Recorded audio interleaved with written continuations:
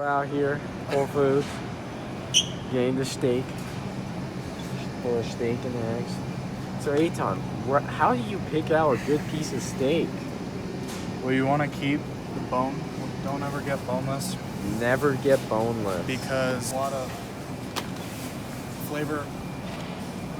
Oh yeah. There's a lot of flavor in the bone. And it keeps the meat moist. Alright. Here picking eggs at Whole Foods, you know. So when picking eggs, we obviously want the organic brown ones. Why is that, Santi? Because they're the healthiest. Make sure they're not cracked. And we always make sure they're not cracked by looking at them. You see these eggs? These are some good looking. Well, Eitan and I have something called a provisional. And since we have our provisionals, that means we could take our little brothers on over elementary school, take ourselves on over high school. And also when driving, make sure you have both hands on the wheel, not like this. Also, don't make sure you don't drink and drive. We would never drink and drive. Now we're gonna teach you how to cook a perfect steak. If you guys didn't know, and you might be saying in the comments that Eitan he's just a teenager. He doesn't know how to cook a steak. Well, I'll have you know, Eitan has a place up in Needles, California that called Antoni's Authentic Pizza Shop. Italian pizza shop. And they cook things such as this, a perfect steak. Okay, you want to add salt? More than you think you need. Oh boy, yeah. Oh boy, yeah. Pepper. Oh shoot. Look at Eitan rub that in. Don't you just want to eat that raw? Oh boy, yeah. I know I would. Olive oil. And pan. Extra virgin, just like Eitan. Cooking with a pan is that you want to let the pan warm up before you put the oil in. Of course. And you want to let the oil warm up before you put the whatever you're cooking in. Ooh. So, which means that we're going to put that pan on low. The expensive stuff. Just doing one. I don't think you noticed, but there's some Nesquik chocolate milk in here. Super healthy. For handling a knife, you want to get as close to the edge as you can, like that. Grab the knife and you use it as like. Okay, now we're gonna do knife tips. And a few things about handling kitchen knives is most people want to stay really far away from the blade, but you really want to get closer because that's where you get the maximum amount of leverage and control. When you're cutting smaller things and like vegetables and stuff, you want to use your knuckles as a guide. Have it on a lever point, and that you'll get a lot more control. I'm gonna just cut up this orange for an example. You start at the top and you just rock the knife. And all things shown in that video are going to good use. Josh Abeda's hungry. Oranges give a lot of vitamin C. Because they're orange. Santi had a knife sharpener, then I'd show you how to hone an edge. But a lot of people, a misconception is that the knife, the edge honer that most people have in the kitchen, they think that it actually sharpens the knife. It's actually just straightening out like the micro edge that's on your blade. If you need to actually sharpen your knife, then you need to use a stone of some kind. Also, when you're cleaning your knives, you don't want to really soak them because it's bad for the wood on the handle. And you just rinse your knife, and then you just dry it off as soon as you're done. And then you put it. And there's a mirror there. Yeah. Some orange, Josh? Good. Yeah. Feed Josh. Josh, how does that orange taste to you? Shear off the ends, and then give it a good old smash on that cutting board. You see, Eitan still has all Drop 5 fingers. Ooh. Ooh. Okay. Smells good. It does. Believe me. It does. Like, you wish we were bringing this to class so you guys could eat it. Like, I know 6th grade Josh sure does. If you guys don't know, a perfect steak is medium rare.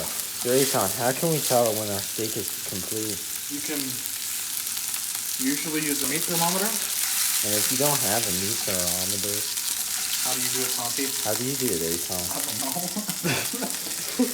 Beta interrupted our cooking, but our steak is getting evenly cooked on the second side. So, and we're getting this medium rare. So you can kind of see we're almost done here.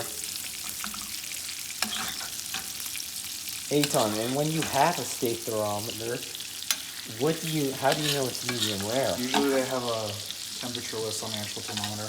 Okay. I want to say something it's like around 175 or something like that. So we're just gonna baste it a little more, you know. That looks like a pretty good steak. Josh, why did you knock on my door? You never text me like, hey, I'm coming over. I literally just texted. Soccer team just lost in Cuesta, but I think it's fine. I get each steak. What type of eggs are we making, Eitan? Oh, these are just fried eggs. Fried eggs. Yeah. Yep. Nice fried eggs. You usually don't want to season your eggs right at the beginning, especially with salt, because what salt does is it breaks down the egg protein, which ends up making the egg really watery. It's a big mistake that Eitan just did.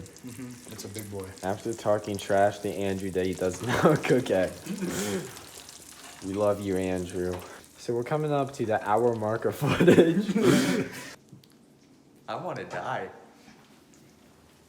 Because you can't eat our steak. Yeah, we're just waiting for this to cook. You won't get in my car, Josh. I'm going to take you on over to Alamo and kill you. We're going to also put music over our eggs cooking. That's what cups are. Hey, See, Josh. I cracked that egg Hey, because I like Josh. my eggs cracked. So top of the morning. Now It's we're actually evening now. Now after running that, Notice how I'm only getting 2 plates? Because Josh came out of nowhere, and he's not going to eat our steak. That's some good steak. you want some? I'm good. No, I'm not. It's nothing! We're not putting that in the clip, because we're bored now, and we're saying random. Hey, I found a little picture of 6th grade Josh. This is how Josh looked at 6th grade. You guys didn't know, we already took a cup, but Eitan's small brain forgot to turn the camera on. So we already put some Nespresso in here of the finest kind, and now we're gonna make our coffee. Yes. And we already put milk and ice, and got it all nice and ready. If you guys didn't know, Prepsters like their iced coffee, but there's a common dilemma they all face. You see, they put ice. They put ice in their coffee. You know what happens when ice melts in your coffee? It tastes like. Okay, so what we're gonna do, Eitan and I have derived a solution to fix your problem. If you guys don't know what this is, it's milk frozen with some Oreos, and we're gonna put that in our iced coffee. Yeah. So we're gonna put, and this, you might be asking yourself, it looks hella good, and it completely is.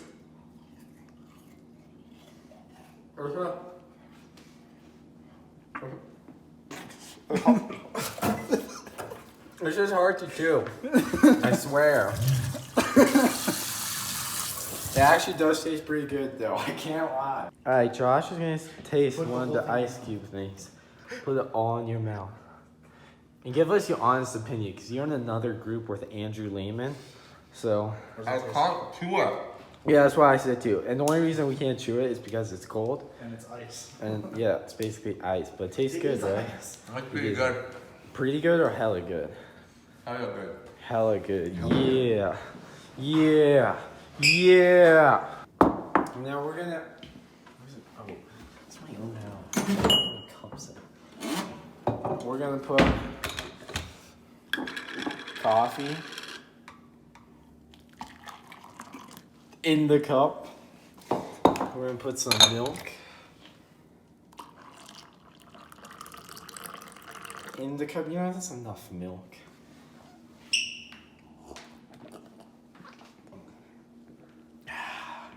And now we're gonna put our